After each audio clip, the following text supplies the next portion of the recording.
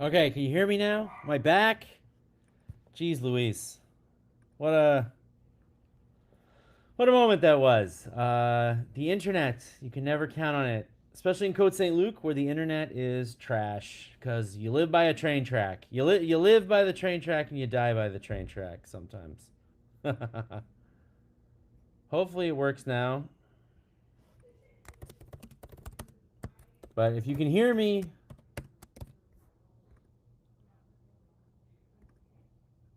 let me know.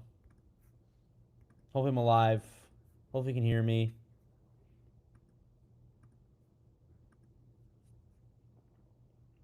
Okay, great. Oh, my chat bot doesn't work though. Hold on. No, the chat bot does work. Okay, great.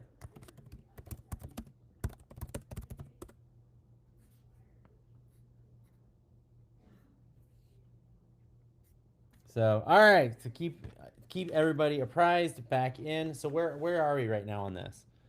Because I also lost connection on the game, so I wasn't able to watch the game. Okay, it's 1-1 in the first intermission. Okay, fair enough. I live in a trailer down near the river. What's his name? Matt Foley. I live in a van down by the river. I feel like Matt Foley sometimes. Only the dog is talking. I know. My damn. Of all the things. So my internet's not working right now. My dog is not working. He's working too well right now. Damn him. But yes, that was not a great period. I mean, it's not bad. It's 1-1. I guess we got to be like within context here, right? It's not like a disaster of a first period here, but again, the Habs leave you kind of feeling like, the offense could be a little, or sorry, the defense could be a little more shored up. It did not feel like, I don't know. That's my feeling a little bit. But this to me seems like an eminently winnable Saturday night game at home. Sharks aren't that lights out, in my opinion. But exactly, 16 shots. Do your taxes, then everything will go smoothly for your internet. Is that why I've had internet problems for so long? Because I don't fill out my taxes properly? That would actually make a lot. That's a better explanation than most explanations for my bad internet. Still missing the hat. Do you guys want me to get a hat? I don't have one in the room right now. I'm sorry. I'm gonna be hatless tonight. Do you want me to like have a hoodie over my? No, I won't do that. I won't do that. That's uncomfortable. The Habs have a power play. No, it's yes. Really? It seems like it's over by now, no? Celebrini, do you get 2 minutes for cross checking? I guess they do. Robida is next on my gotcha list. As in, gotcha, you're out of here? Is that the idea? Hudson goal should have counted. I agree. I certainly thought it was a I certainly thought it was a good goal.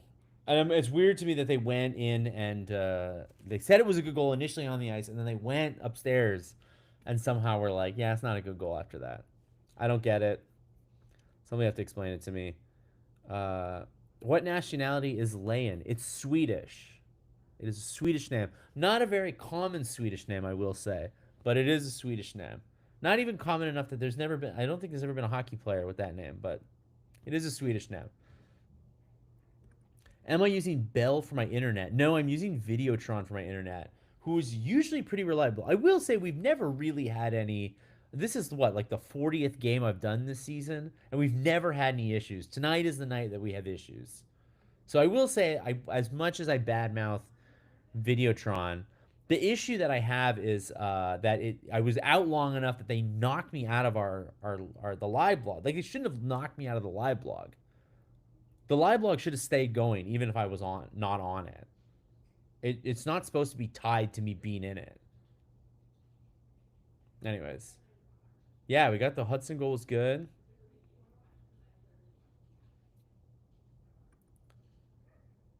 Bye, Bay, take a bus. Yes, Matt. This is Matt Foley-ness. When did he get the penalty? I don't know. I had no internet. I had no internet connection for that brief moment, and I missed the Celebrini penalty. Yeah, it is indeed Swedish. Nobody knows that though. You wouldn't know by looking at it. It's not a son. It's not a two S's O N last name. Eric, are you hosting tomorrow night as well? I might. I wasn't originally planning on it, but if tonight is going to be a huge bust and my internet's not going to work and everybody's going to have a miserable time because of it, then yes, I might. I might do it tomorrow. I'll figure that one out. No, the Hudson goal was after the whistle. Simple as that. But the whistle was a. I mean, that's true. You're right. You're right. It doesn't matter if the whistle was bad because you can't reverse a bad whistle. But it was a bad whistle. It shouldn't have gone so early.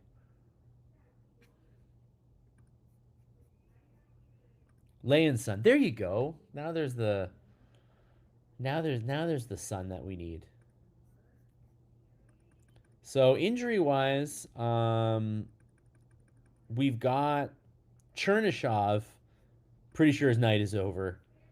Even the Canadians on social media were like, we're giving our thoughts to Chernyshov. I've never seen that for an injury like that. But anyways, the question I wanted or the thing I wanted to say. Oh my God, hold on, we got. Oh yes, the zebras again. Right? It should be over. So that's what I'm just looking at it the same way as you. Like, why is there still? Was there another penalty called at the end of the period? Is that what's going on? Super strange. I don't know. I guess we'll find out, Karen, together when the period starts again. When the referee loses sight of the puck, they blow the whistle. That is true. They do that.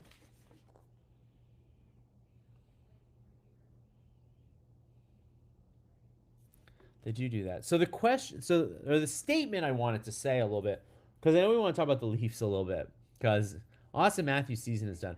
I think Austin Matthews getting hurt is the best thing that could have happened to him, because it just cools off the all the animus and all the anger from the fan base towards him right now. Gives him a chance to like not be part of this like terrible end of the season. They're gonna go 0-18 to end of the season. They're gonna get a lottery pick, probably for the best long term, but in the short term, it's gonna be bad for the Leafs. But I think it's probably for the best for Austin to like miss the rest of the season.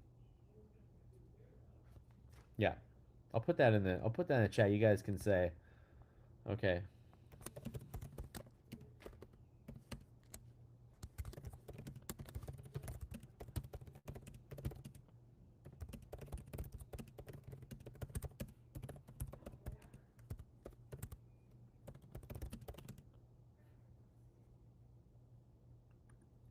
Biggie Smalls died 29 years ago this week. God, I thought you were talking about my dog for a second. I was so sad. And then I was like, oh no, you're right. The real Biggie Smalls. Well, the current Biggie Smalls is not in my. He's in my doghouse right now. No pun intended. He's been barking all day. He's been really, really, really weird.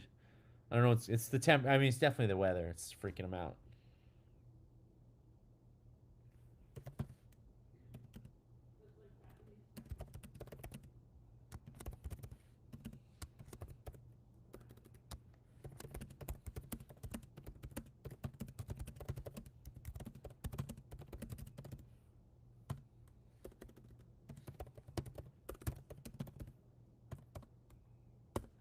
All right, there's my hot take. Austin Matthews getting hurt is the best thing that could have happened to him in the Leafs because now the heat is off of him and they can just tank for a lottery pick. That's my that's my hot take. I don't know if you feel that way. Max says, "I wish we had Radko Gudis." Yeah, I mean it's fun to have. I was watching Alexei Emelin highlights earlier today. Somebody posted that. Remember when The Habs were beating the Colorado Avalanche 10-1 like years ago, and then Emelin just like nailed two guys at the end of the game. I wish we had Alexei Emelin. If the Leafs want Gavin McKenna keep sucking, this is how it goes in the NHL. The squeaky wheel gets the grease sometimes. The Habs finished last, and they were the squeaky wheel, and they got Slavkovsky. Sharks were squeaky wheel. Hawks were squeaky wheels. They get Bedard and Celebrini. Right now, the Rangers and the Leafs are competing for who is the squeakier wheel. The Canucks. I mean, the Canucks would do great to have Gavin McKenna. So, I could see it happening. Steve Dangle was in a commotion when he heard the failed trade between them. Yeah, how does he feel about that one? Did he want that one or not that one?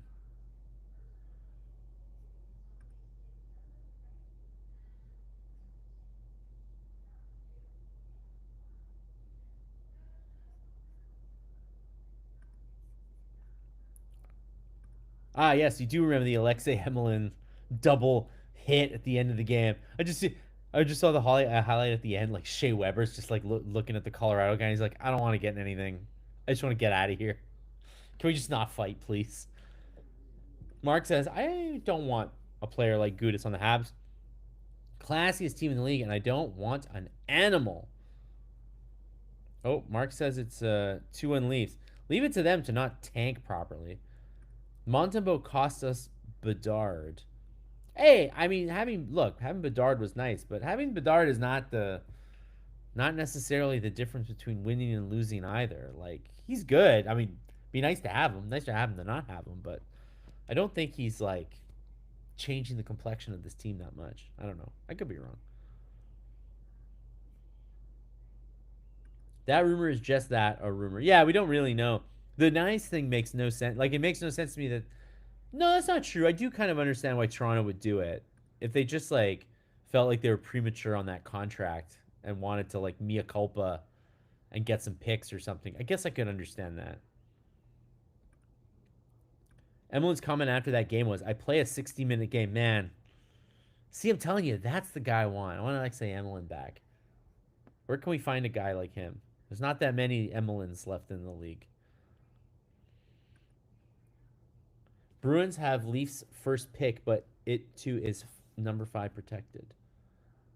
Anyone remember the Broad Street Bullies? Yeah, see, like, and that's like a good point. Like the Broad Street Bullies, were able to win those 2 cups, but then they kind of changed the league so that they couldn't win, and they'll never win again. Like the Flyers always have issues. They haven't been able to get back there since then, and I think it's because they love those Broad Street Bullies a little too much. Pierre LeBrun called it nonsense. Ooh, I like it. The different experts are beefing.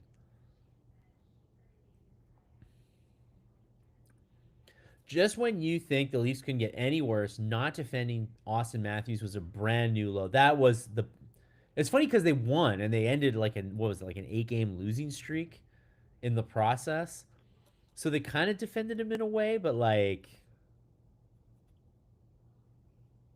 I don't know, hard to say.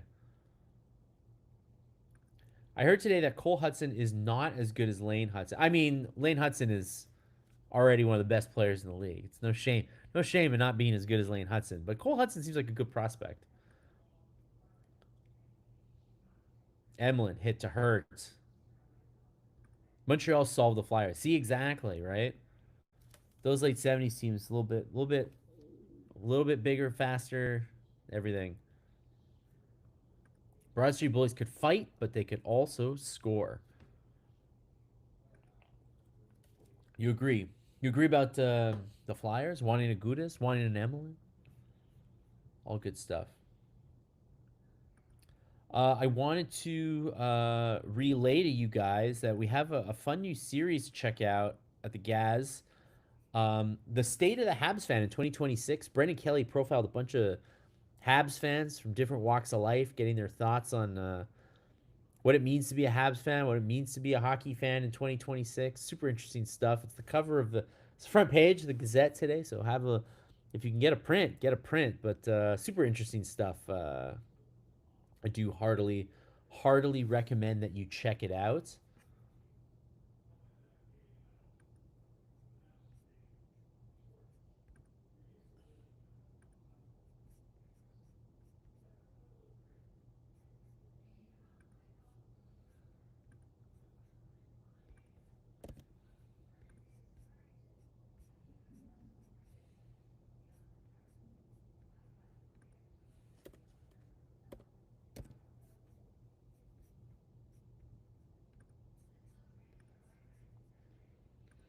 You could see the shame on Berube's face in regard for no one standing up for Matthews. I'm sure that was a moment where Craig Berube wished that he could strap some skates on and go defend his player, because that was what Berube did as a player, right? That was his deal. So we've seen Slavkovsky go after guys who went after his line mates. Yeah, he's not like necessarily like gonna punch guys or like be the aggressor, but he'll step in there. Morgan says, imagine when guys like Lane, Demidov, Slav, and others hit their prime. Yeah, they haven't hit their prime yet. That's good. Sometimes we forget that. Lane looks about 12 years. Well, I think he's always going to look about like that, though. I don't think he's going to be. Habsney, number 24 for CBJ. I don't know the numbers well, but is this, what's his name? Their fighter guy. What's his name? Mathieu, not Mathieu Prou, but, oh my God, why is his name eluding me at the moment? He's a francophone guy, but what's his name? Mathieu Olivier, exactly. That's who you're talking about. Yeah, there was. I mean, he got re-signed, so he's not gonna. I don't think. And Columbus are fighting for a playoff spot, so I don't. I don't think he was ever on the market. But Nicolas Delaurier was traded at the deadline, and I thought maybe I'd get a little bit. The Peanut Gallery might respond to a little bit of that and wonder if they could get Delaurier. But I just don't think Delaurier is. I mean, Olivier is a lot better player than Delaurier, that's for sure. Delaurier can't hit the net. Olivier might actually score a dozen goals for you. Carrier looks small next to Dobish. He looks small next to most guys. He's pretty tiny.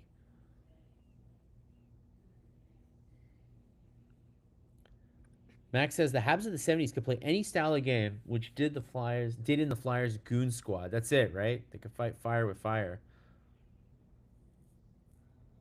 Morgan says, I've never been a numbers guy. Do you remember Wayne was 99? Yeah. All right. Back for the second period.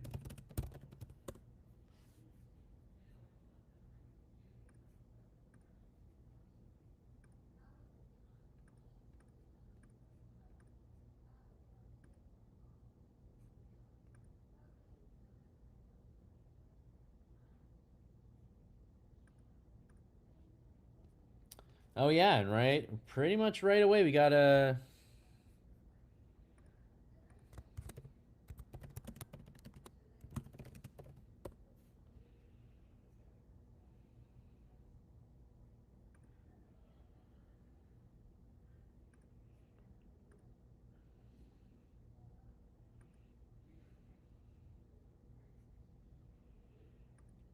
Mark with the too many men. Lame penalty. Yeah, it's a sloppiness penalty, right?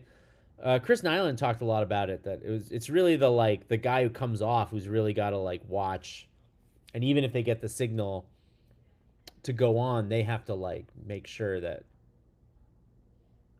the other guy's already come off.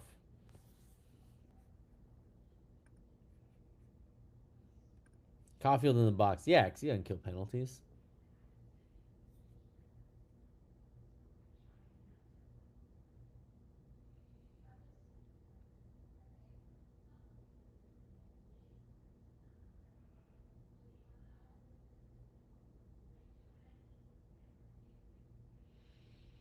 All right, Carrier can't clear it.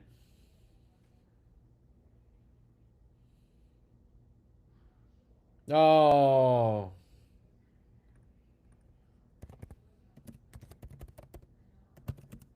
Celebrini with the tap in.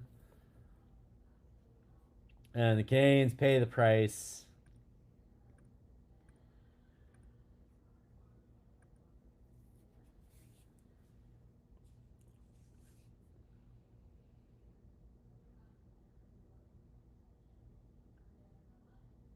Nah. Nice passing from San Jose. I think it's Toffoli with the initial shot, and then Celebrini's right there on the doorstep. Yeah, really nice play from Toffoli. I mean, Toffoli and tight, you guys know that guy. Ha ha ha ha ha.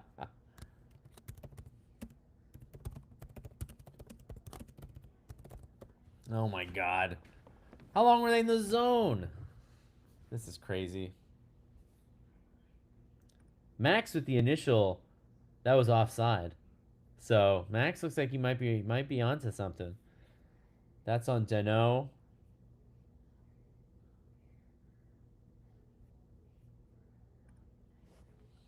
Well, the Habs might have caught a break here.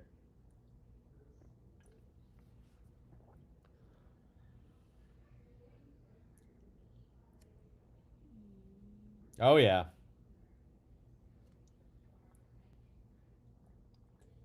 Looks like Will Smith was offside.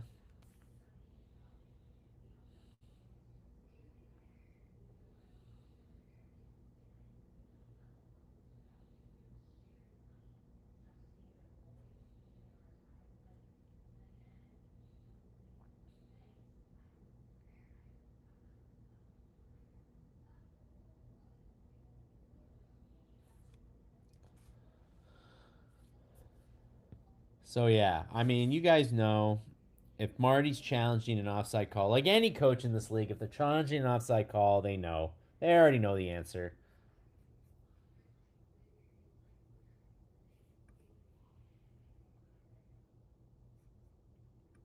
Pipesh says, well, maybe if the goal's overturned, it'll give them more rest to allow Celebrini to be open again. Karen says that makes up for the first non-goal. Yeah, it should be the score should be 2-2, not 1-1. Count them both. Both both reasons for them not being goals is pretty whack, I'll say. And again, this is yeah, Mark is right.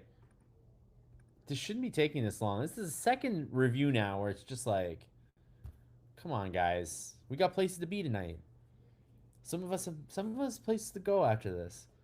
I'm gonna be watching these reviews. Ryan says looks very offside. I know, so why not just call it? Why are they torturing us like this?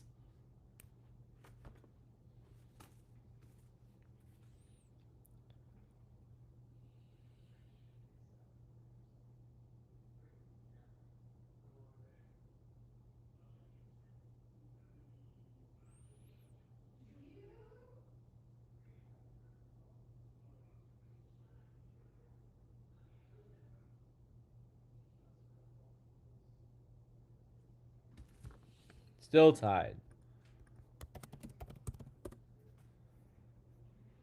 Oh my god. What a waste of our time, man. Just make it 2-2. Take it 2-2 and save us 10 minutes. Whatever. Habs catch a break here. They're not playing very well. They took a stupid penalty. Almost pay the price for it. They might still. Sharks will still be on the power play.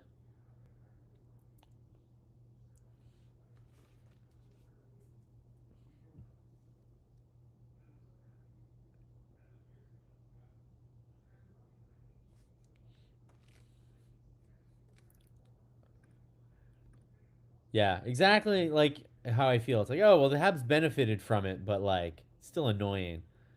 Bob says, hey, it's the correct call. Let's get going. Homa says the same thing. Game on. So the Sharks still have a minute 2 left in the power play.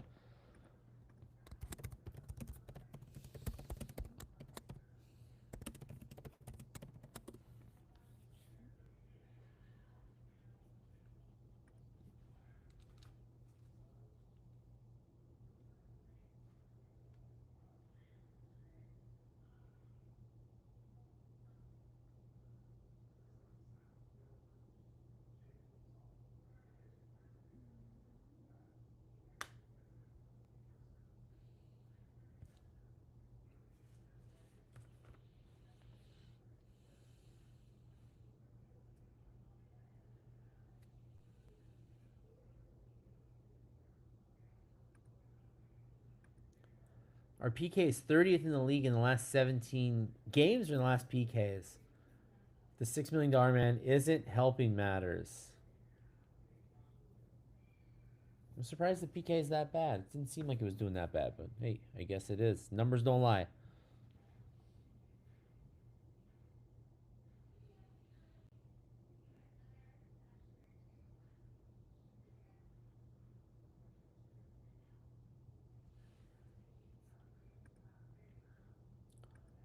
What is the average height of the Habs versus other teams? Aren't we usually shorter? I don't think they are right now. Especially with Gallagher out of the lineup tonight.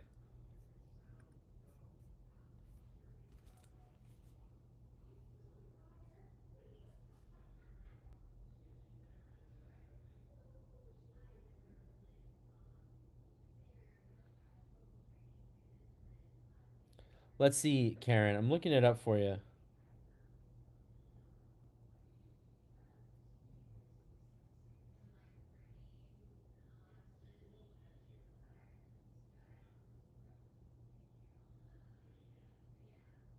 So by height,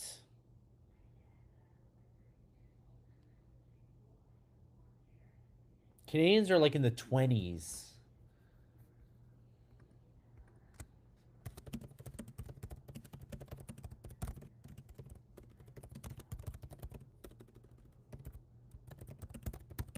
So the Canadians were, let's see, 1, 2, 3, 4, 5, 6, 7, 8, ninth shortest team.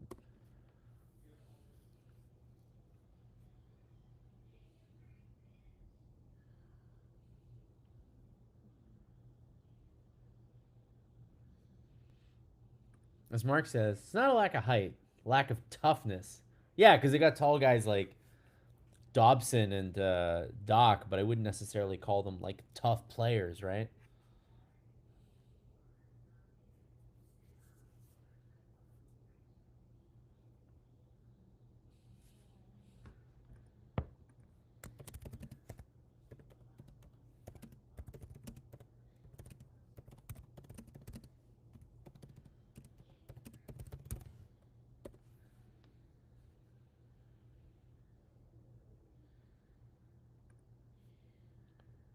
Misa looks really solid.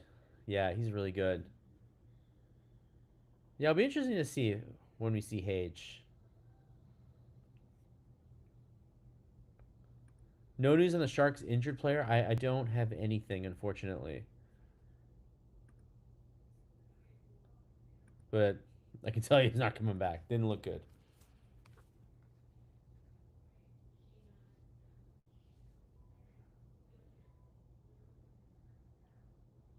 Oh, new hook off the posts.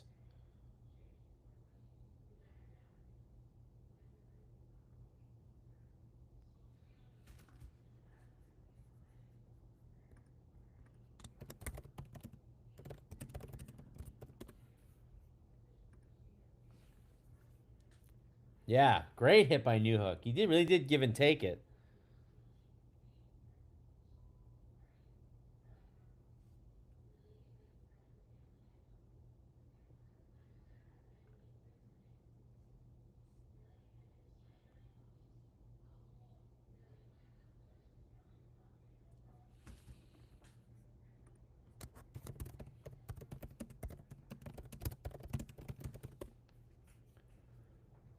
Yeah, Chernyshov just, I mean, obviously we knew this to be the case, but he is officially done for the night. He will not be back tonight.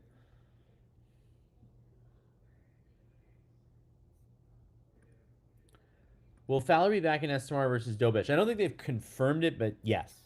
Yes, he will.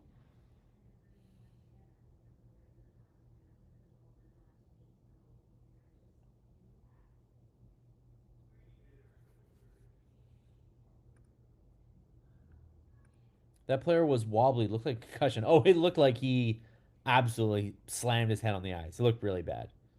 Looked really bad. 2-1 Leafs, Armenio says.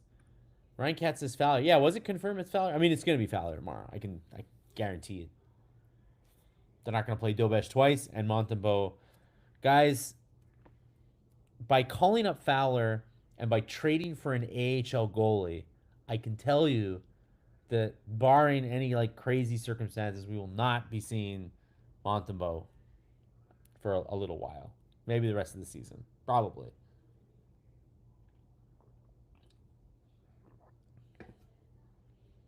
Oh, the Sabres tied up 2-2, you guys are saying.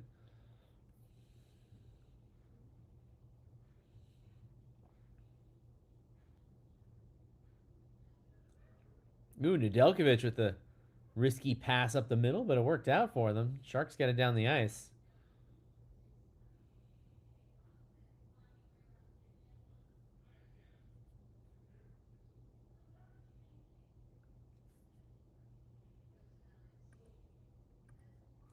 Monty should be waived. He will not be waived. I think they want to reserve the possibility that they might need him at some point.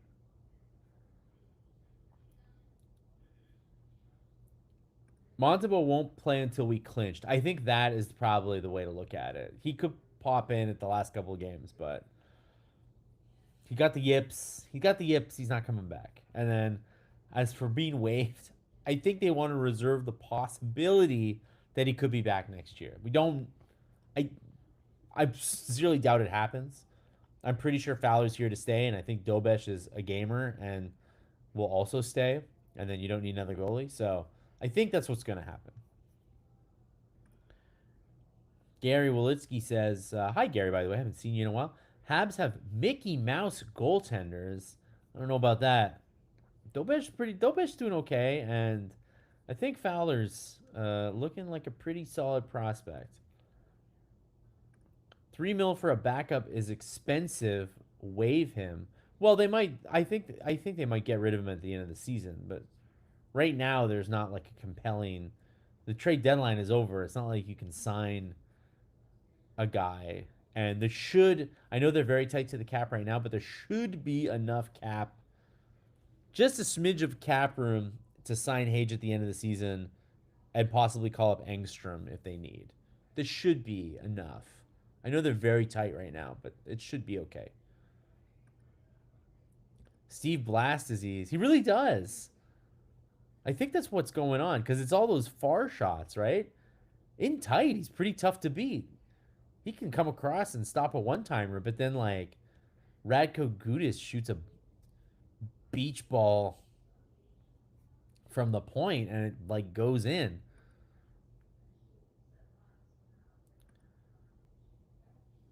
Thanks for coming, Rick. You missed a lot of technical difficulties early on, so trust me when I say you didn't miss anything.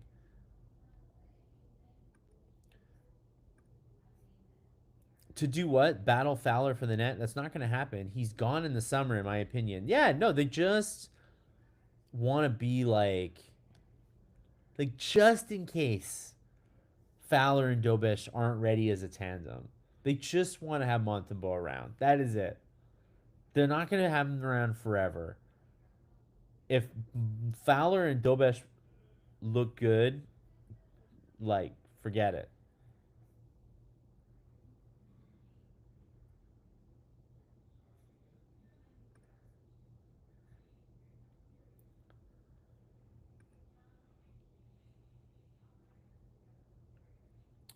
They got him on waivers. He's not getting a lot of. Yeah, they're not going to like trade him for anything. Just you know, someone will take him though. I mean, the Oilers traded for Tristan Jerry. They'll take Montembeau. They'll try. They have under a million cap space. Yeah, things I think like accrued space kind of opens up a little bit though. They should have enough for a call up and a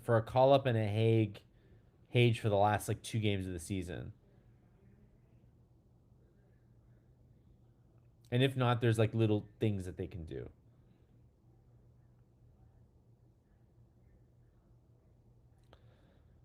Okay, we're almost at the midway point. 12 minutes to go in the second. Pretty uneventful second period, I'll say. I'm over Monty. He's a Steve Penny. There's a lot of parallels right now between Fowler coming in with like, when you think of the last two great Habs goalies, Waugh and Dryden, they came in, like later in the season and never left. So there's a lot of parallels right now with Fowler. Uh, oh, obviously I misspoke. Obviously Price is another great goalie, but you know what I mean. One, the Waugh Dryden stories, like Fowler kind of fits that one a little bit. Where's the other Karen? You know what? I will say, other Karen, often not able to make the Saturday games. And I haven't done very many Saturday games, so she may have not checked. But historically, Karen hasn't done a lot of the Saturday games.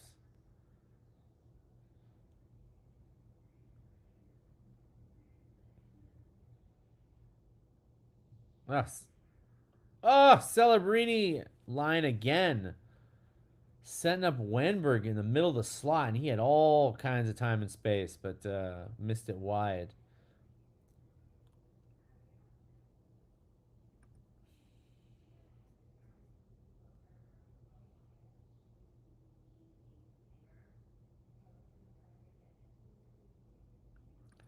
Watched Mayu yesterday. He's looking good. Hope that Bolduc isn't a bust. I don't think Bolduc is a bust, and I think Mayu's pretty good. I think that's a trade that helped both teams. Anderson was on the bench. Nursing a blocked shot there. Yeah, no, I think it worked out.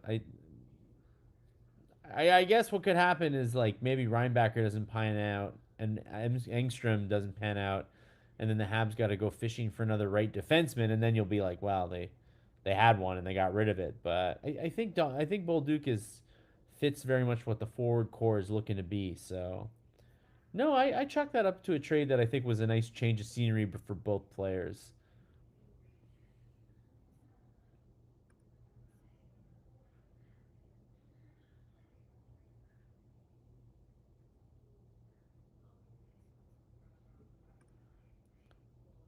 Well, Duke hasn't scored in 25 games. That's a bit worrisome for me. Yeah, no, I mean, a lot of that has just been like opportunity, right? He hasn't played consistently, but I think they like him on this third line. They're going to keep him on the third line. I think he's found his niche here.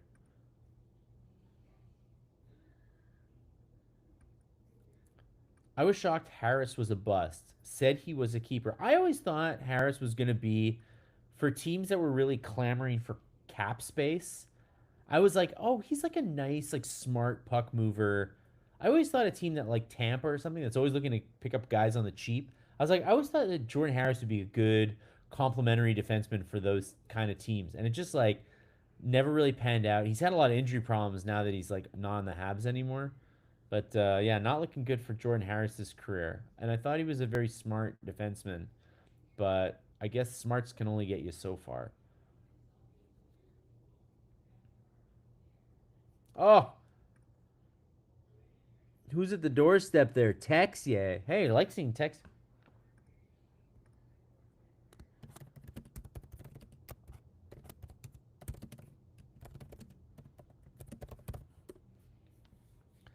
I mean, Texier is the beneficiary of Gallagher being out of the lineup, and so far should have an assist. Should have had an assist on the first goal that didn't happen. And yeah, exactly. He's hungry tonight. I like what I'm seeing. But he's very young, so lots of time for Bolduc. Hey, him and Mayu, right? Like, there's so much that can happen with those guys. Does anyone know the status of Sidney Crosby? I don't. Let me check out to see what the latest on Sidney Crosby is.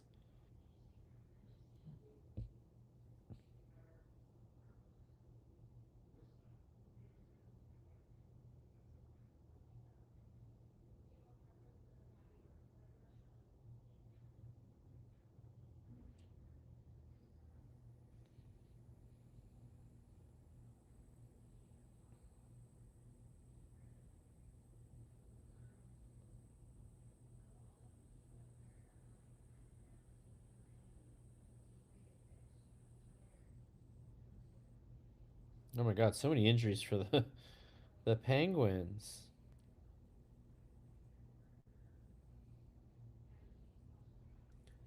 Uh,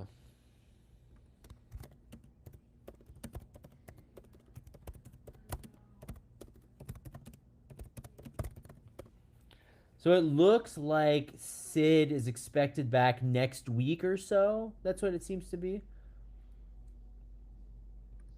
Is that where Anderson got it? I thought he got it more in the leg area.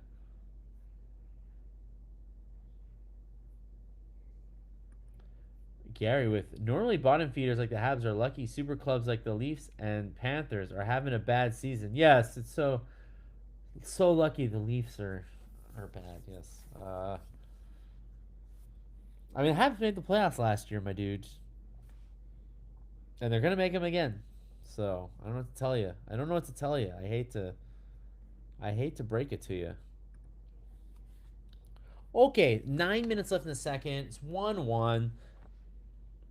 Habs have played okay, but they definitely could stand to get a little space here. I would say that so far, San Jose definitely seems like kind of a three player team. Now, granted, one of those players is Macklin Celebrini, but there are definitely matchups where the Canadians like ought to take advantage when the third, fourth lines for San Jose are out there. Not that impressive.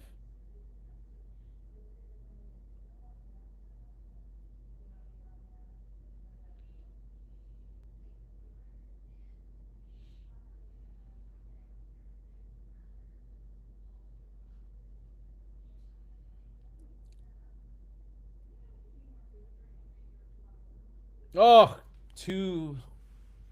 Now it's 2-1.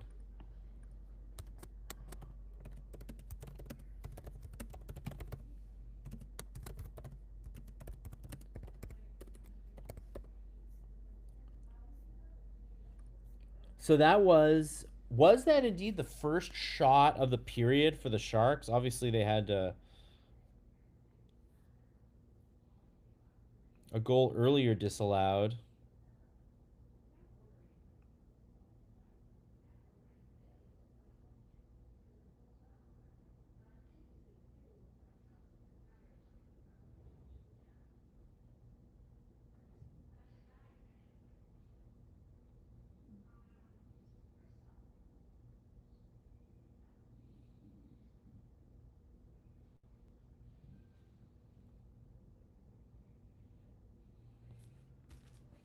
Are they seriously going upstairs again? That's hilarious. No, they're not going to do that, are they?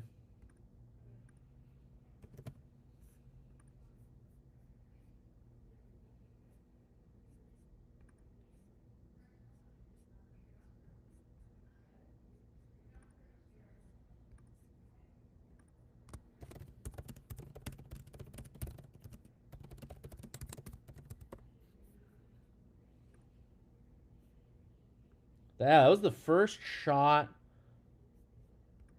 of the period.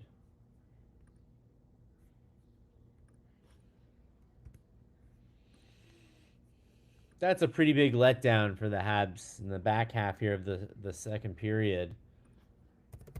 They weren't playing great, but like I'm a bit like, really? That's the one that goes in?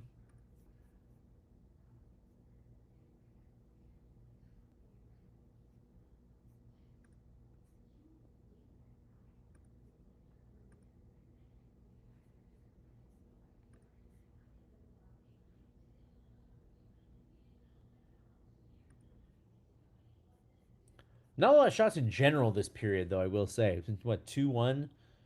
2-1 in shots right now? Very quiet period, which obviously benefits the away team, I would say. If the Habs can't seem to get, like, energized. It was indeed the first Habs shot, or the first Shark shot since a minute 42 in the first. Kind of crazy.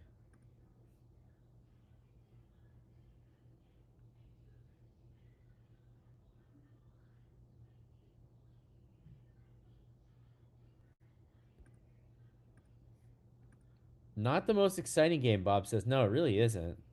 It's just crazy because it was 7-5 the last game. They used up all their goals, I think.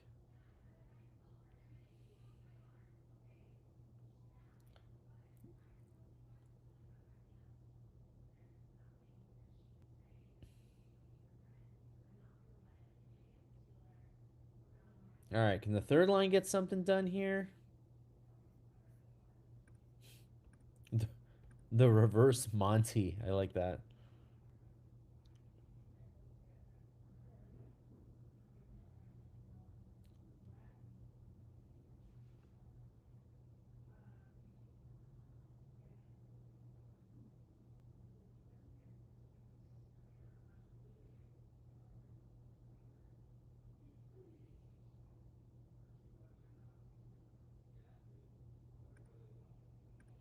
Harry says it's all going to plan. Tied up late in the third. Caulfield gets the OT winner. Exactly. There you go. That's the spirit.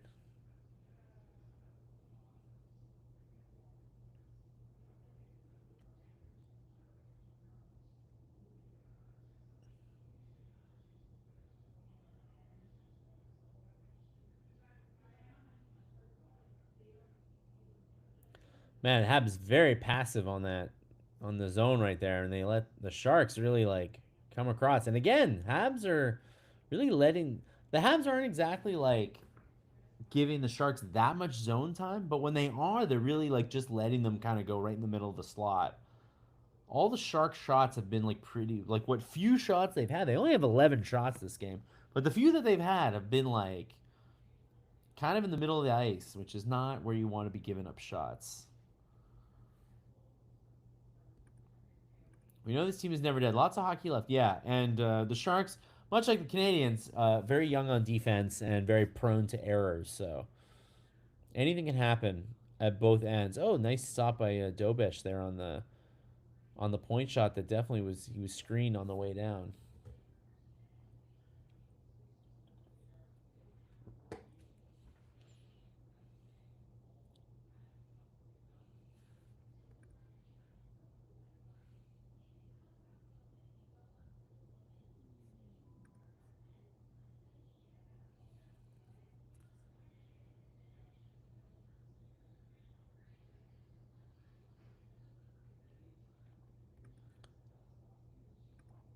Pimfash says the Sharks played last night and we look like the tired team. We're not making them work at all. Two measly shots in this period and honestly being outworked by the Sharks right now. Yeah, I'm surprised that the Habs have not been able to get more sustained pressure in the offensive zone. I don't like watching the Sharks and I'm like I don't feel like they're making it that hard on the Habs, but the Habs just seem to be not connecting on passes. I don't know.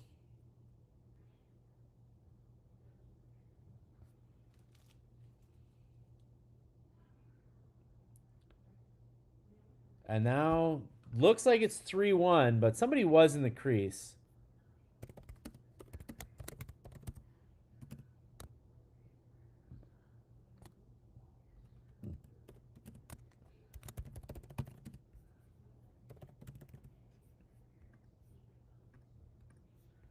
But yeah, I'm like a little like, wait a gosh darn second.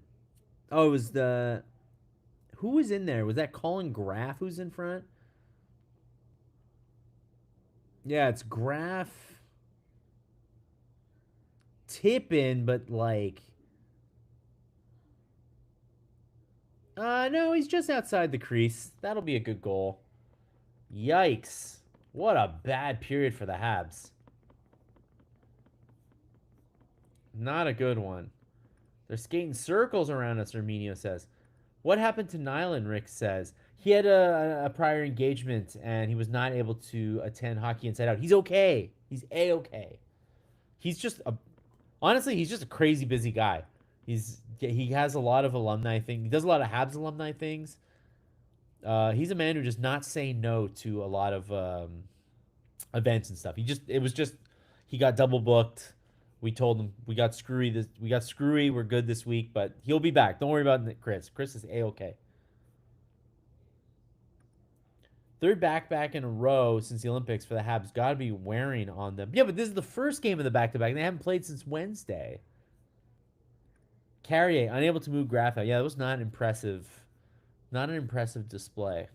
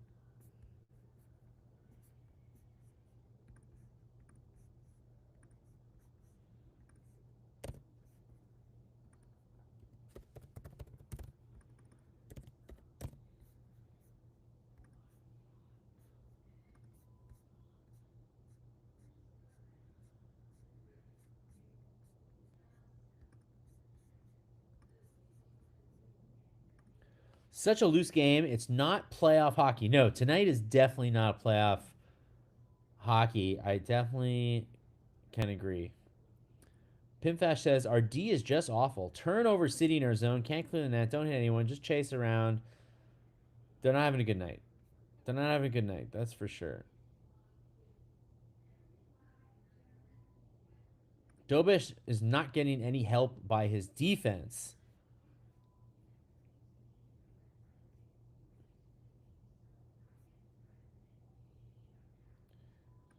A goal is a goal is a goal, not unlucky if preventable. Erminio asked, are they saving their energy for the third? Well, I would like them to use some of that energy now and not make this a terrible, terrible, boring game, which it currently is. San Jose is not a good defensive team, and we're making them look like the 90s Devils. That's good. Blue says, 2 lucky goals. Habs have been the better team. It happens every season.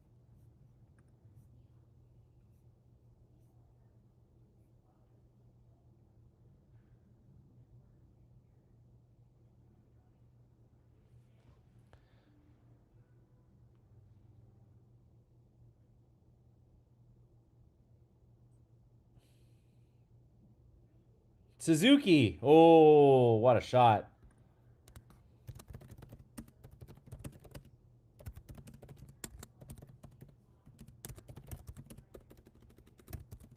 Okay, well, it's not over yet. The Canadiens, once again, not making life easy for themselves, but they're still in this game.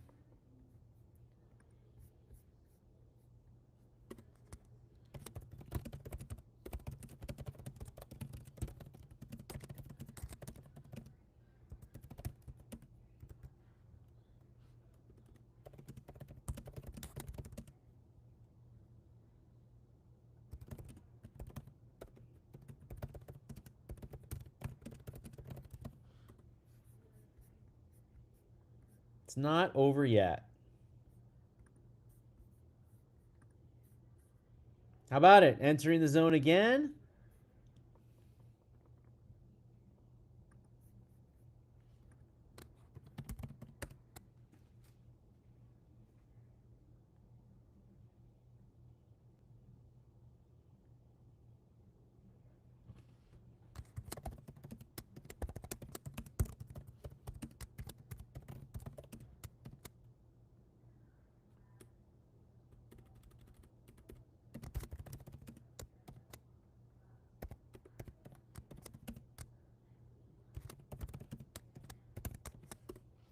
So is that 2 assists for Dobson tonight?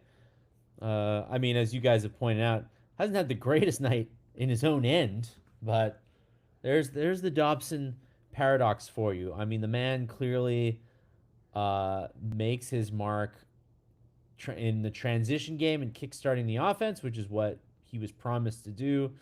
But yes, he does occasionally make the defensive zone gaff that makes you wonder, why can't he figure those out?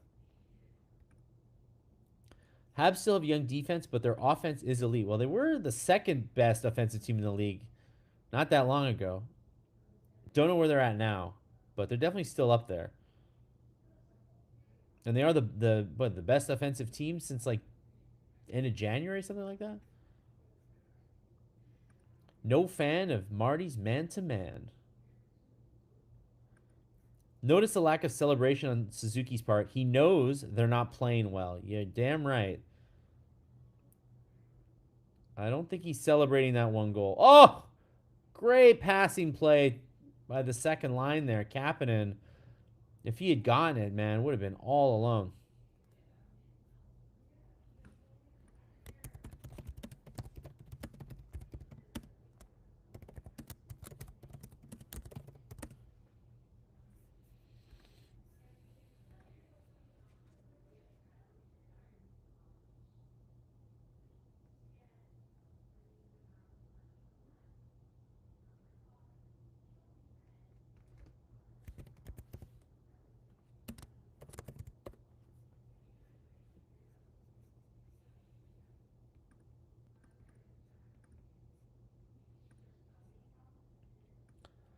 I mean, for all the hemming and hawing here, it's a 1 goal game and it's 20-13 in shots for the Habs.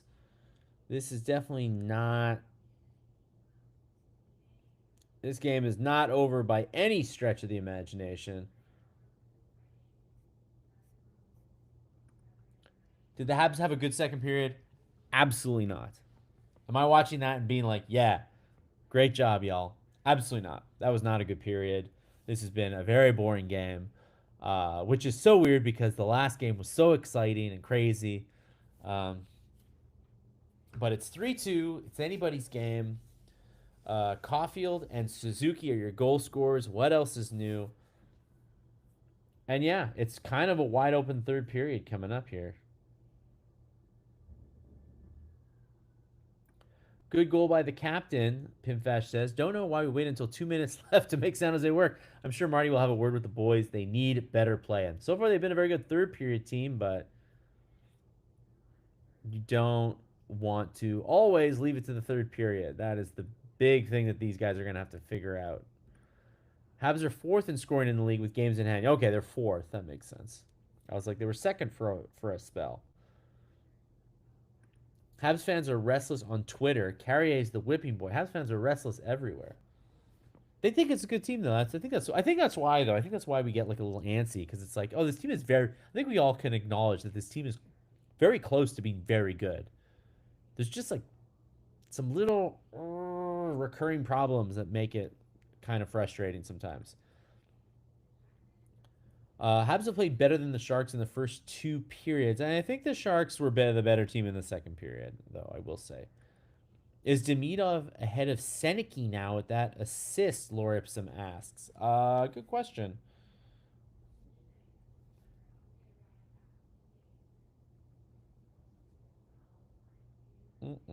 Mm-mm-mm. Uh, yeah, right, because that was his 38th assists. Do I have that right? Because they were tied entering this game. Yeah, so Demidov would be one ahead. I can't tell you if Seneki what's he up to tonight. I haven't checked yet.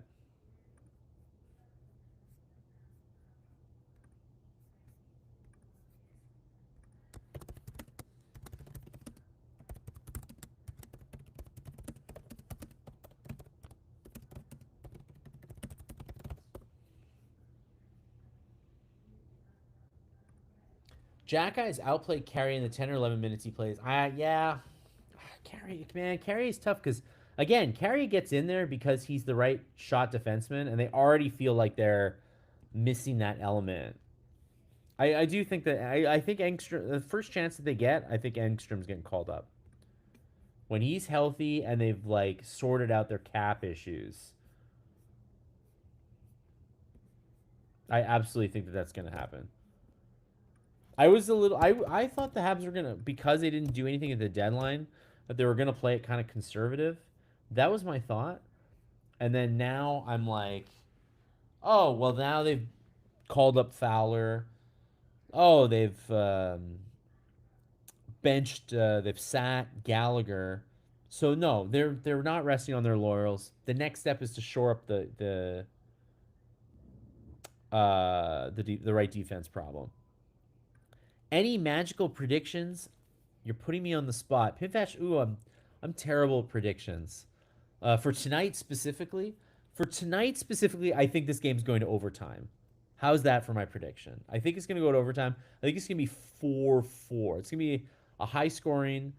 Neither team looks very strong defensively tonight. So I think it's going to go 4-4. They're going to go to overtime. And then after that, I don't know. Somebody's going to screw up and then it's going to be over. I would not want to have Celebrini at the other end in overtime. So we'll put it that way. But I do think this game's going to go to overtime. Dobish leads rookies in wins with 21 and hasn't played well. Shows how elite the offense has been.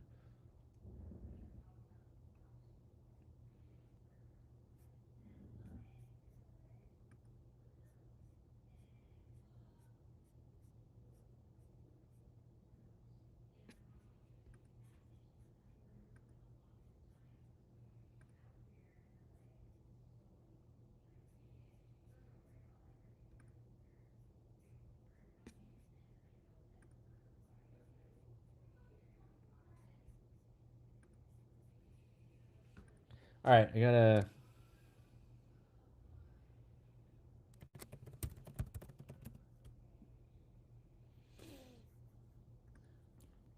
My only qualm with Marty St. Louis is the treatment of Jack Eye. You're going to need those guys like that in the playoffs. I fear we end up losing him, and he lights it up elsewhere. Yeah, I think it's tough, man, because I get that he doesn't trust him on defense, but he's too special a player. You don't want to give up on somebody like that too fast. Dallas up 2-0 on Detroit. We have opportunity to pull ahead more. Let's go, boys. I like that.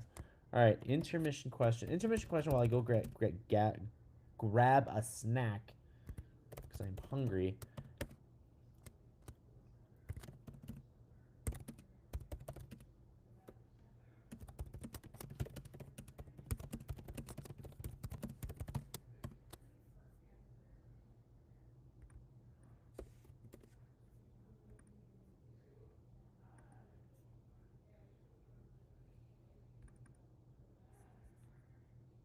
All right, that's my question for you. Will we see Monty in goal? Will he come back? Let me know what you guys think. Very curious to know what you guys think about Monty. Is he going to come back or like, I don't know. You tell me.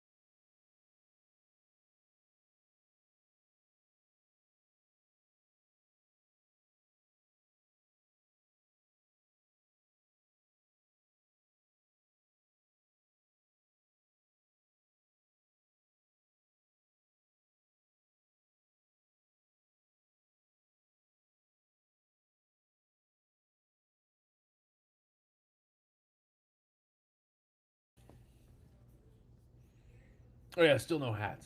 That's okay. All right. Laura Epsom says probably, but I hope not. Bob says, will we see Veleno again this year? Yes, I do think we'll see Veleno again. Somebody's got to get hurt, right? I mean, knock on wood, obviously, but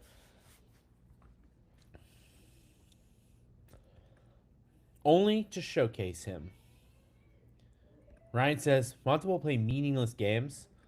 Monty could do coffee runs. I do coffee right now. Blue says, I hate how Leaf fans are using it as Gouda should be suspended longer because Matthews. Shouldn't matter who the player is. I have not heard anybody say that. Has anyone said that? They said they should be suspended more because it was a bad hit. I don't think it was because it was Goudas. Karen says, no, I think Monty's time here is done. Sad to say, but goalies are extremely high strung, can lose their confidence. Sometimes a new team can work wonders, especially for a francophone in Quebec. Bob, with a golf update, Corey Connors is fourth place going into Sunday's final round at the, I guess, Sawgrass this week, right?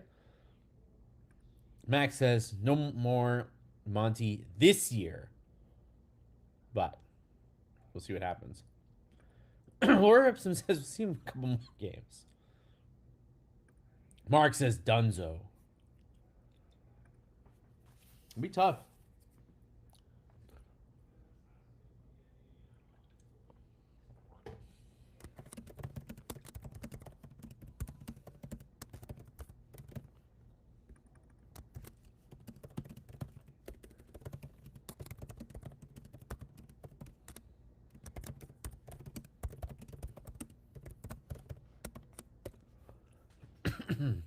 All right, next question. Do you guys think the Habs are going to call up Engstrom when he's healthy? Could be in a week or so.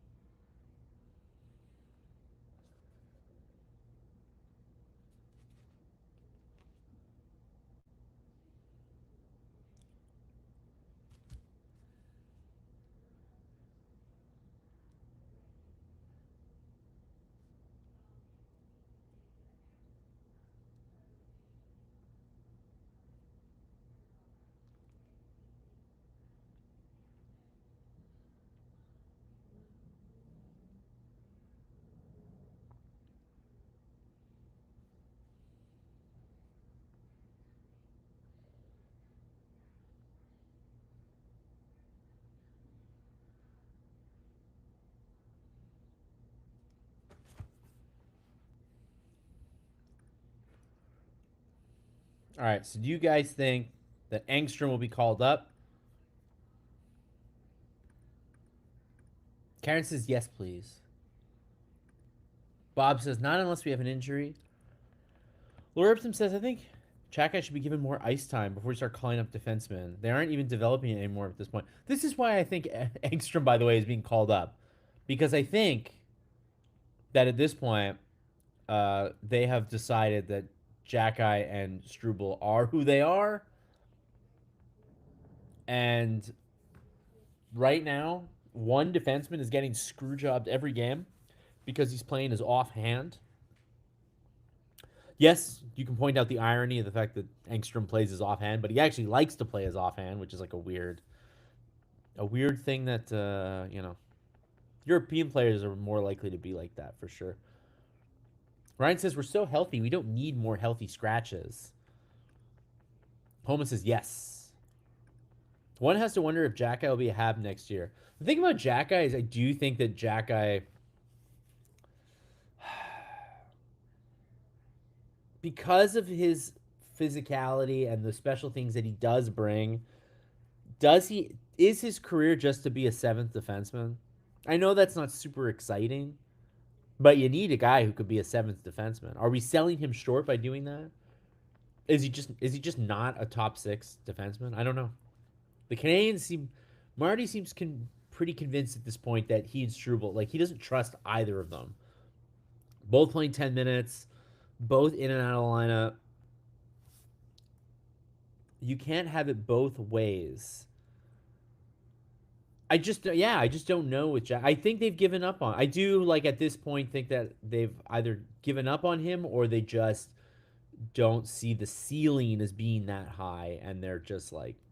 And if that's the case, I could see them going for Engstrom because they need somebody on the right side, and no one else has really established themselves.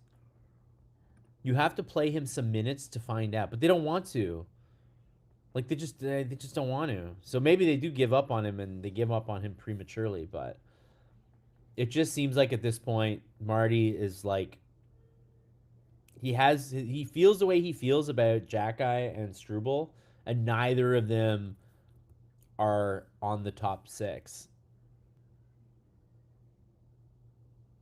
The Sharks didn't play last night, not on a back to back. So is no one on a back to back? Why are we talking about back to backs then? If no one's on a back to back, did the Sharks not play back to back last night? When did they play?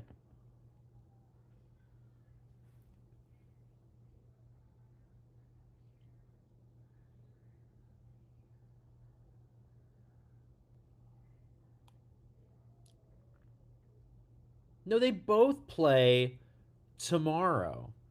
So neither of them are a back to back. Y'all are all you got tripping me right now. Trip me up.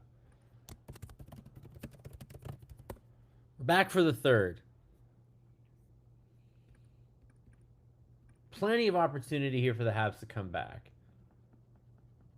The Sharks haven't been great. Habs have not been great. And then, of course, in the first shift, the Habs cough it up to the Sharks. Dobish came out very aggressively to stop the play, though. So that was the exception. I feel like those were the kinds of plays where Monty would sit back and not be ready.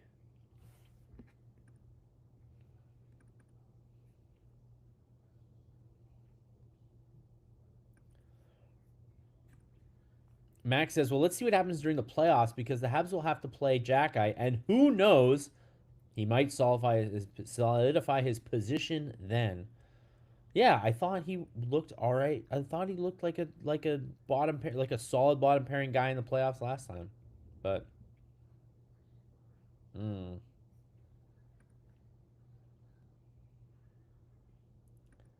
Pimp started saying that the Habs looked at the team on the back to back. That's why they said the Habs are on back to back. Yeah, no, I remember the conversation, Blue. But now you're saying neither of them are back to back, so neither team should have an excuse for playing sleepy. And I don't think the Sharks are playing like amazing either. I don't think either team is playing up to their abilities right now.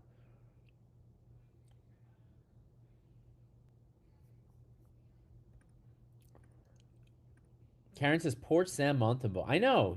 He was a good goalie last year for the Habs. This is not like I don't take any joy in burying this guy. And I don't think Marty does either. I think Marty called up, is playing Fowler through gritted teeth, but he just couldn't bear another game where he just gives up the first goal and gives up a softie. It's a sad state of affairs. Slav is sleepy tonight. He is very sleepy tonight. He hasn't done anything.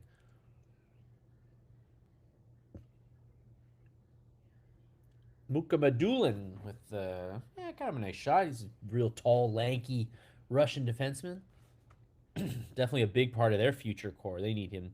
They need him to be good. That was the best guy they got in the Timo Meyer trade, right? I think last year was a fluke. Let's be logical here. Remember where we got him. Goalies take a long time to develop. It's not out of the realm of possibility that you run out of chances on your first team and then you go to another team. It does happen. You know, Caden Primo looked like he could be that guy at some point. Obviously, it didn't work out for him, but I Montebo has enough of a track record where I'm like, he could definitely come back somewhere and be okay, but I don't think he's ever going to be able to do anything to supplant Dobesh and especially Fowler. I think Fowler is the guy here. Just an incredible skill set, that goalie. I think he's the man. I think he's the future, and I think Dobesh is like a pretty good fallback. And Montebo was a solid placeholder for a couple of years, and that time has come to an end. In the same way that Cristobal Huet had a good couple of years, good little point for the Habs, and then his time came and went. David Abisher's time came and went. They weren't bad goalies. They just had short windows that they were good. And we have our second too many men penalty of the night, it looks like. But this time it's going up against the Sharks. This is a huge opportunity for the Habs right here. If they do not wake the heck up and score on a gifted too many men penalty, I will be pretty disappointed. I mean, I'm already pretty disappointed. Fowler Dobish is pretty much the Halak Price tandem right now. There's a lot of parallels between the two, actually. You're very right. The difference being this time, they could just keep them both. They don't have to choose one.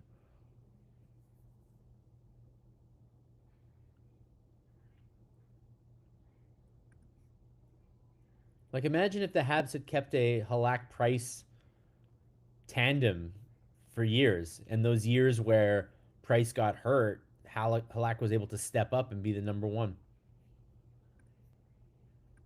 Fowler's positioning and calm is so outstanding and awesome for his age and level of development. He just feels like a very special goalie. He just like hits on a different level than like Dobesh does, who seems really good. Oh man,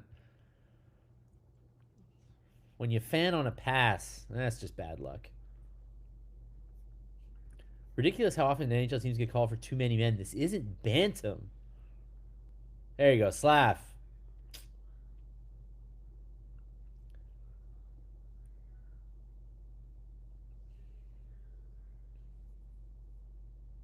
Oh my god, are you kidding, Suzuki? What kind of pass is that?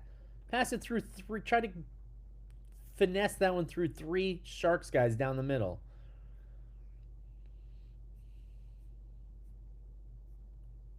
Arbor and Struble are both 6'7" D-men, and I don't know why it's a big deal. We need an upgrade next year.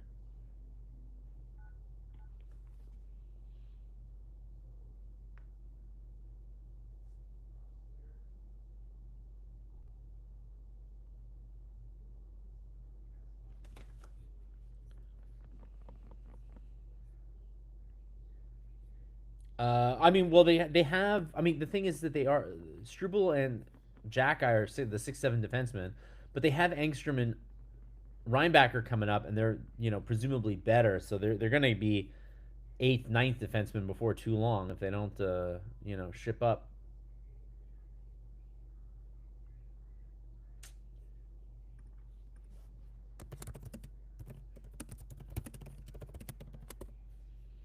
That was not a great power play, I will say. Didn't think they had really much of a couple fanned passes on there. I still think about that. Halak Price together for longer could have made the difference. I think so. I still think Reinbacher will develop. Karen says, "Yeah, I don't think. I think Engstrom is ready, and Reinbacher needs some more seasoning. But Engstrom to me seems pretty close to ready if he's healthy. He's not healthy at the moment. He is injured, so."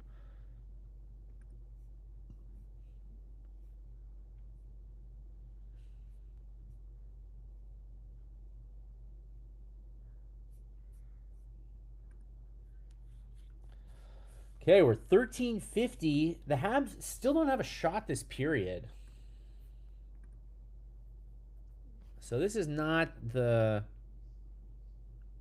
Not the not the big jump in the third period that we were looking for the Habs.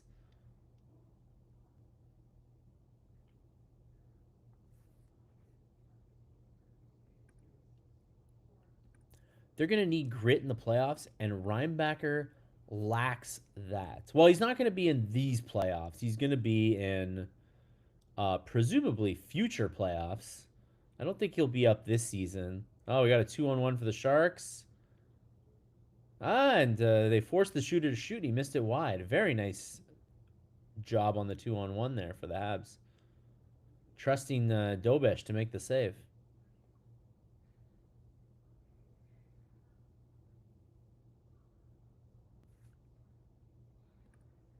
They had all their shots in the first, for real. 16 of the 20 shots were in the first period, something like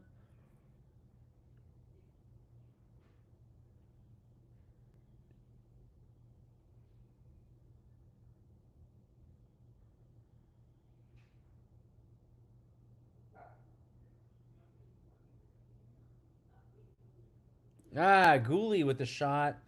And Nedeljkovic's feet trying to get that rebound, but Nedeljkovic was able to kick that aside.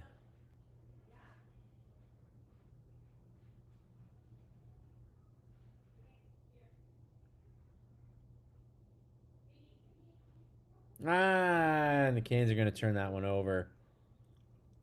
But the Sharks are going to need to go on a line change. So the Habs can try some quick transition play here.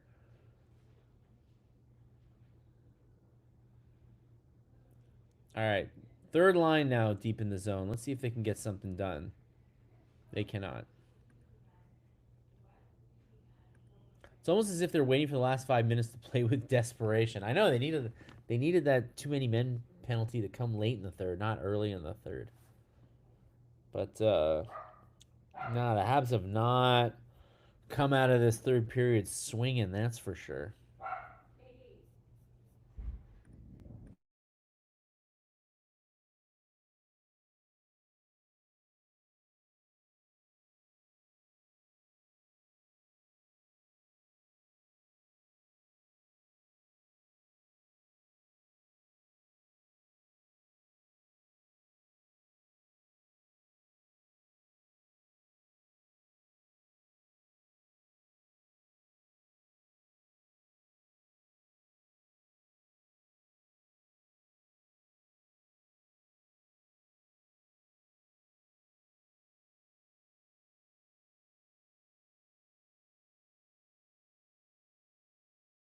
The Habs have 5 shots since the start of the second period, which answers this question. A very quiet crowd tonight, Bob says. Yeah, there's only 5.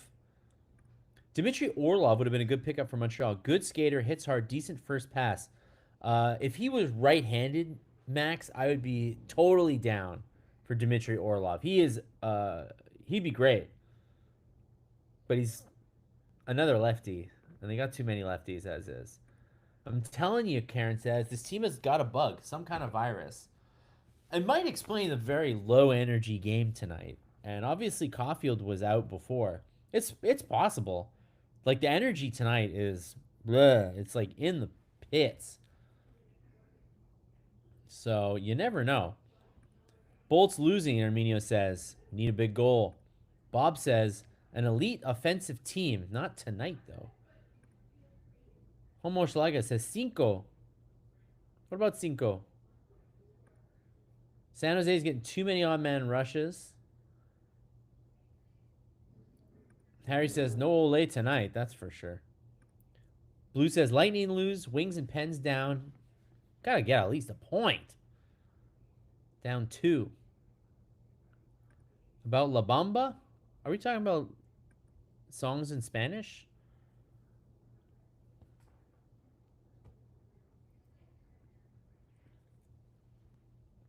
Doc with a nice shot from far.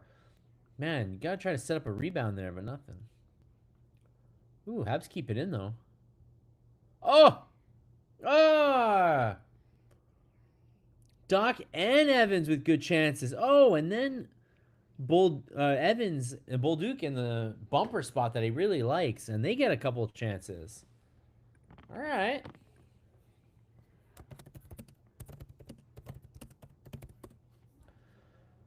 I know we were talking about Bolduc before, and the fact that he hasn't scored in a while. I think they like what he's the fact that he's actually bringing a little more game now. I feel like earlier in the season he was scoring and he was really like just doing that. I think they like the forecheck that he's bringing on this third line.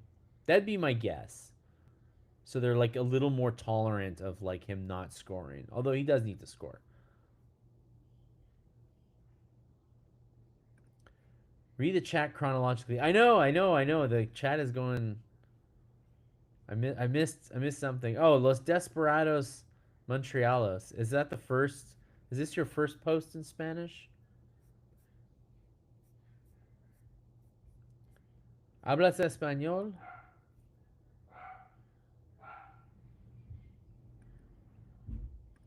How's it looking? It's looking like it's 3-2 Sharks. With we're just about hitting the midway point of the third period. The Habs have a couple shots now, but for the longest time had one shot in the period and just like looked really sleepy since the start of the second period. Didn't think they had a good second period at all. They coughed up the lead. They were up one nothing at one point, right? No, it was 1-1, and then they let up 2 goals to the Sharks. They got one back late, but not a strong game for the Habs tonight, if you're asking me. Uh, Zone edits.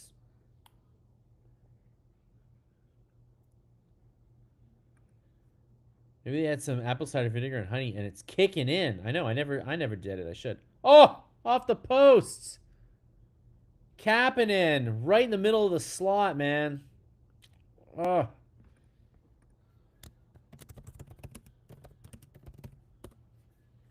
that was a. Oh, he's gonna regret that one. That was a clean opportunity. All right, the Habs still in transition game here.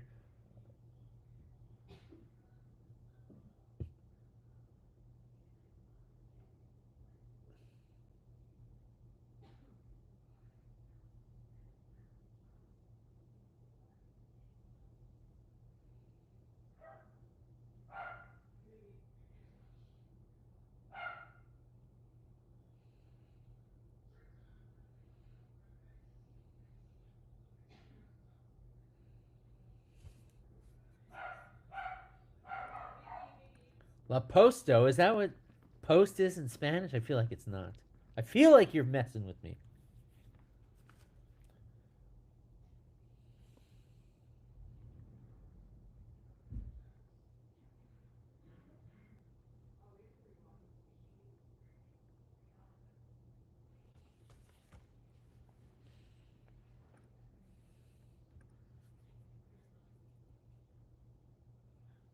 Not a bad night for Struble, all things considered. Struble might have earned himself a well, no, because they play back to back, so they probably already knew they were gonna put Jack Guy in, but I gotta say, Struble's having a decent night tonight.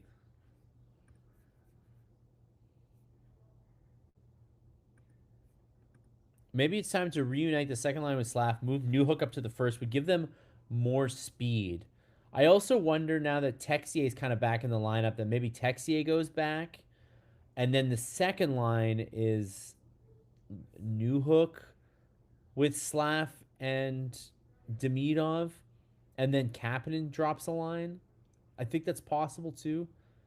Kapanen's been okay, but I definitely think as we get later in the grind of the season, I don't know if maybe you want to put another veteran in the middle of the ice. I don't know. I'm just spitballing that one.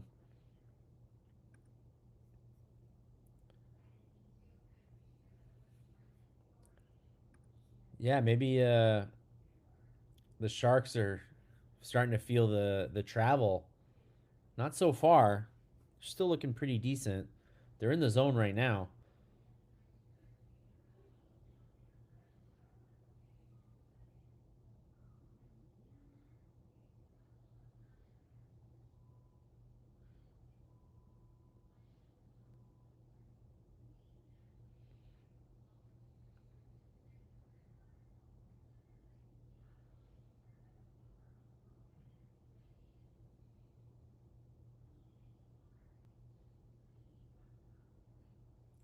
Oh, nice try going to the net there for Doc.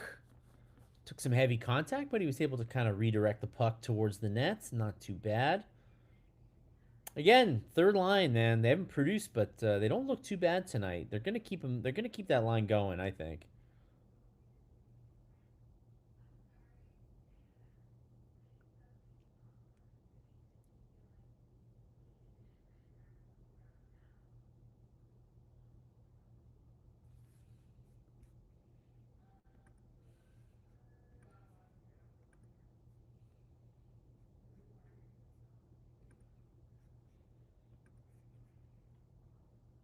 Armenia says, "I hope the goal the ref stole isn't the difference."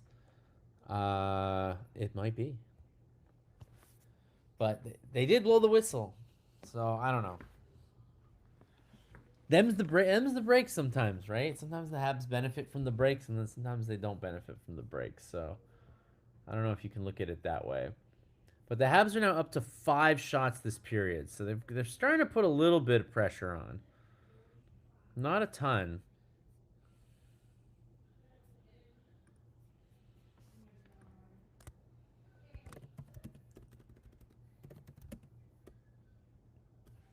Yeah, as Max said, it was after the whistle. Like that is irrefutable. Just that the whistle was. Come on. But I get it. I get it. I get it. We're not gonna rehash the goal. Didn't happen. Habs have had ample opportunity to get back in this game and have not done so.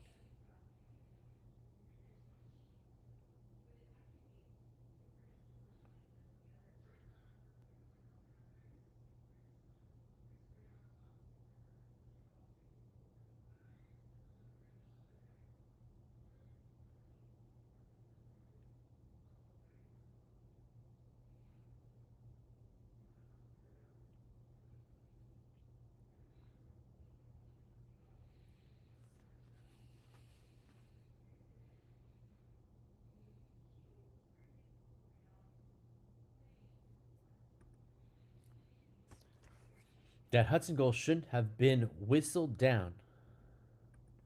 We're not getting into that. I'm tired of the goal. What am I drinking? I'm drinking a Amaro seltzer, made in Montreal by a pal of mine, who got in the seltzer business. So you know, like Amaros, like Fernet Branca and stuff like that. So it's a soda. It's non-alcoholic, and yeah, that's what I'm drinking.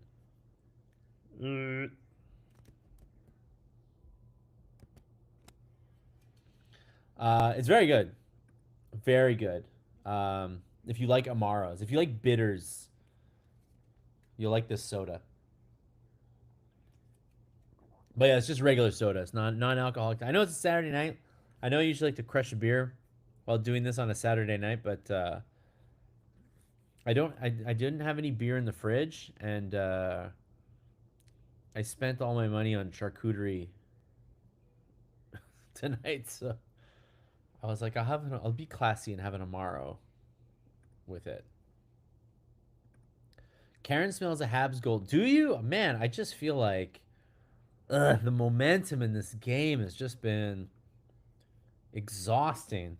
I don't know if it's like the 10 minutes that we spent on a couple of replays that didn't matter, but it just feels like this game has been so slow and boring.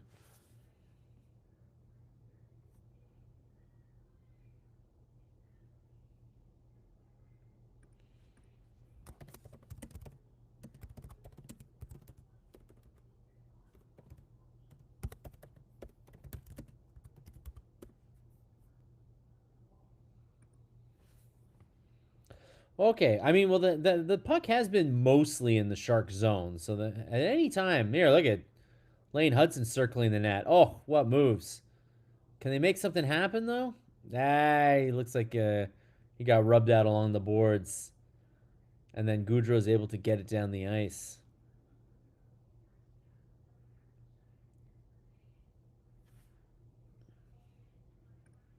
Ah, we got a 3-point game, Leafs and Sabres. So the Sabres get their point.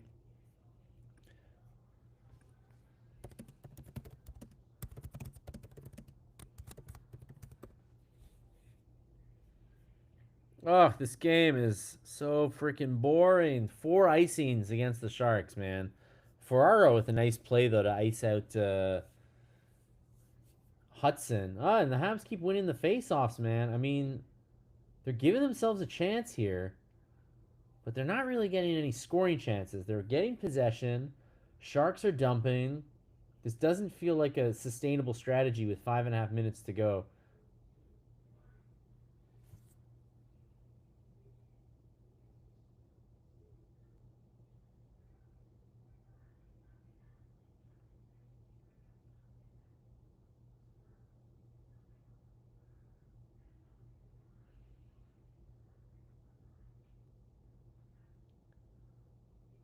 Can the Habs keep it in? They cannot. And once again, it goes down the ice, but this time not an icing. But there's under 5 minutes to go. It's 3-2 Sharks. Suzuki made it a 3-2 game at the end of the second period, and it looked like the Habs were finally going to get some momentum. But this game has the pacing of it is slowed down so much in the third period. Homa says, "Good. Stay clear-minded. No cerveza. Yeah, you don't want me with a couple cervezas in me doing this live blog." Mark says, "Might be the worst Habs game I've seen in the last 30 years." Well, you obviously don't remember um, every Habs game from 2000 to 2018 or so.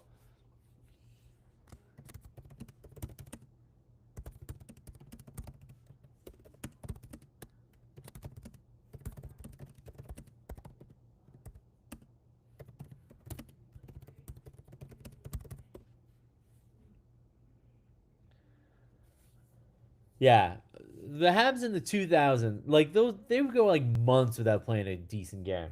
This is at least this is a boring game. I'll give you that much, but it's not in the annals of like awfulness. Still one goal game.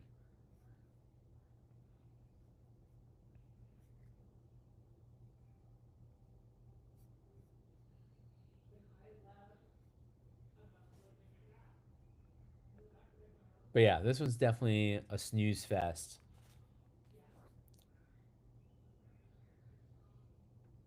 Would you have started Fowler instead? I don't know if that would have made a huge difference on a game like tonight where there's like not a lot going on, but would you have tried Fowler instead? I think I would have tried. I don't know. I guess I get why he's against the Ducks.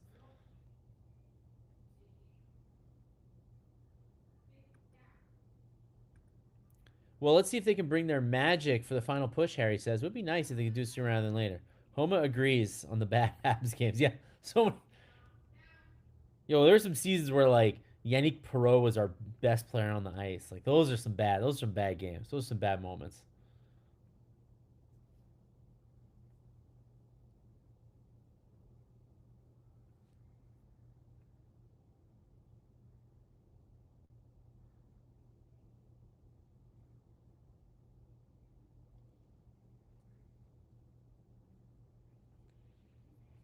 Okay, the puck is once again back in the Sharks zone. Can the Habs get anything going here?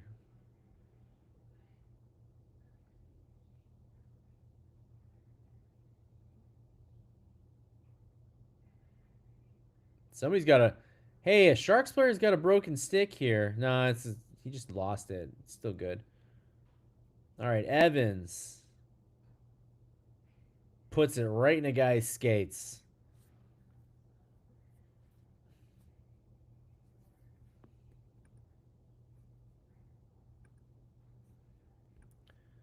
The 7-5 game was a lot more exciting. That was a fun game.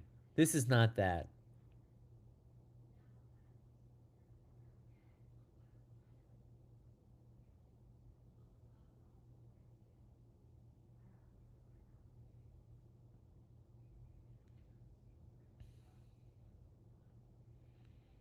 3:29 left in the third period. It's still 3-2 Sharks. The puck has been pretty much been in the Shark zone or in the neutral zone for most of the third period, the back half of the third period. But the Canadiens have not exactly gotten a chance to score. It's been a lot of circling around and trying to get set up. And now they're starting to run out of time. Now there's just 3 minutes left here. So they're going to have to. They're coming up the ice now. So we'll see if Dobesh gets off the ice. No, he's not. But the Sharks, with a pretty bad icing.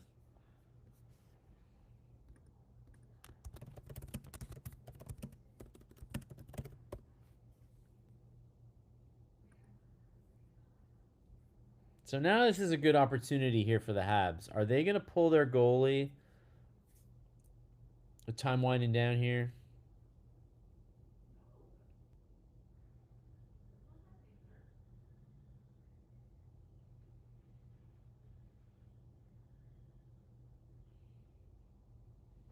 Another Sharks icing.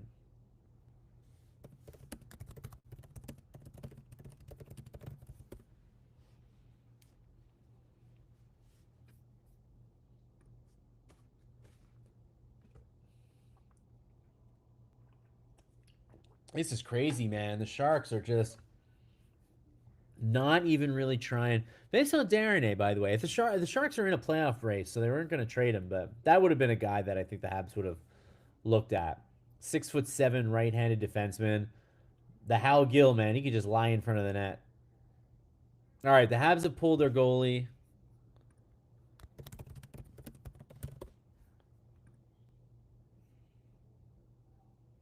So we got 2:30 here. Habs net empty. Extra skater on. Puck has mostly been in the Sharks zone, but the Habs have not really been able to get a chance even.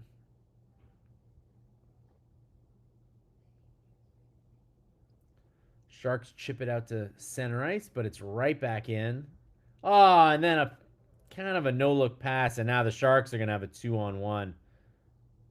Celebrini on an empty net.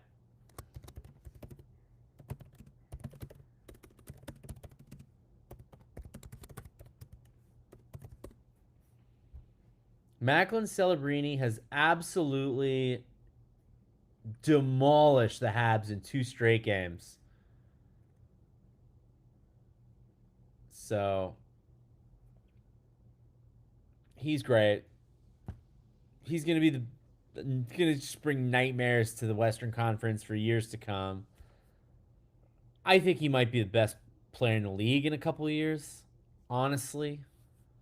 Once like Connor McDavid takes a step back and McKinnon takes a step back, I think Celebrini already like light years ahead of like Bedard and those kind of guys. He's nuts. What a player. Habs didn't have an answer for him tonight.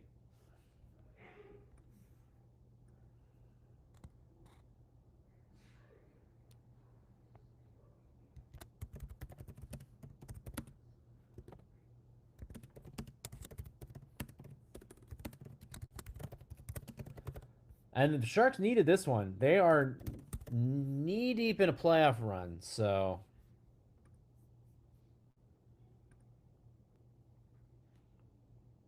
hope to see you tomorrow. I think it's going to be Tuesday. I have some tech issues I'm going to have to work out. Uh,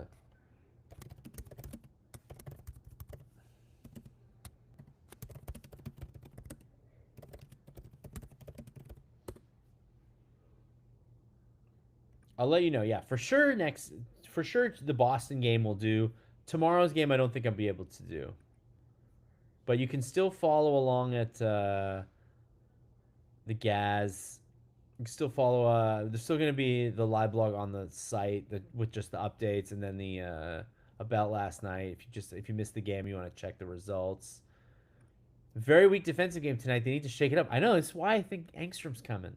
I know that's not I know that's not the guy you were thinking of, Max, but that's why I think it's happening. Terrible pass by Suzuki. Sometimes the better team loses. I don't think they were necessarily. I don't think you're totally wrong. I like the Habs were better, but like they weren't very good. You know what I mean? Another empty net, by the way. I guess they could. Not gonna beat Nedeljkovic with a floater like that, though. No magic tonight. Exactly.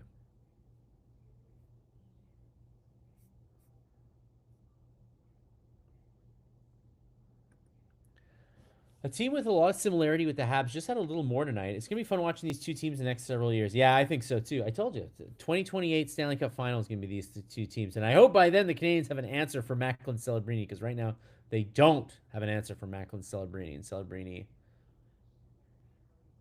Oh, nice try, Slavkovsky to Dano there. I know Dano is on here in the final minutes for face-off purposes. Ugh, what a terrible, terrible handoff right to Sherwood. And Sherwood iced the puck, man, but he almost had an empty netter. Can't say that I'm seeing much in this final minute that makes me think that some magical comeback is happening.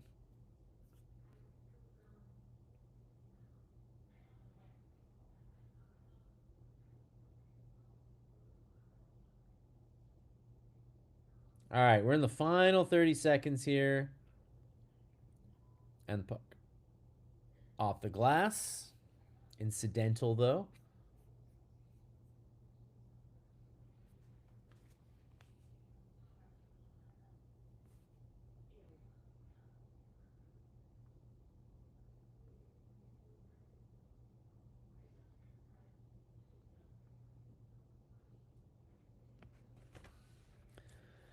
Yeah, this feels like a game, a woulda, shoulda, coulda.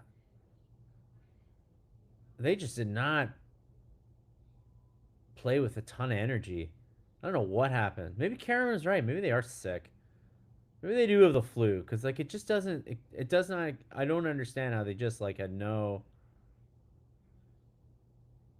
energy, man.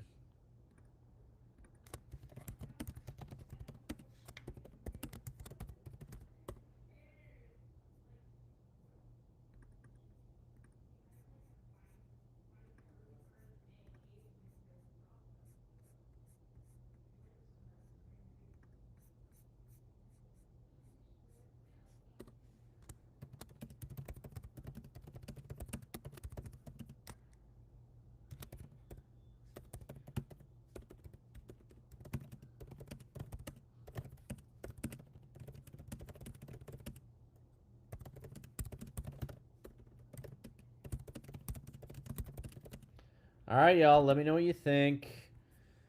If you're still awake, if you didn't fall asleep in this god awful game, God, Saturday night. Saturday nights for having fun. That was a snoozer. But anyways, thank you guys for dealing with myriad technical issues. Thank you for dealing with a boring game that was a snooze fest. Um, Stay tuned for uh, more live blogs next week.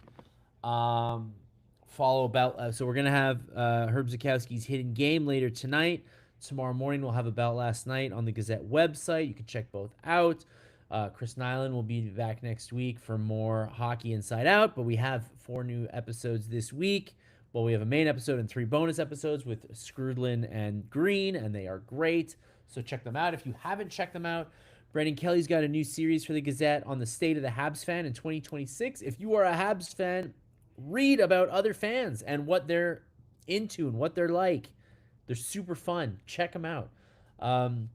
Like and subscribe this channel if you like this channel. If you like these live blogs, we got the we're with 17 games left in the season, knee deep in the playoff chase. The Canadiens had a chance to make some ground tonight, and they did not make up some ground. But as Arminio said, the sun will come up tomorrow. We can only hope, right? All right, y'all. Have a good one. I will see you soon. I'll see you Tuesday at the latest. Otherwise, maybe tomorrow, but I don't think so. Probably not. Too many technical problems tonight. I got to fix the technical problems first.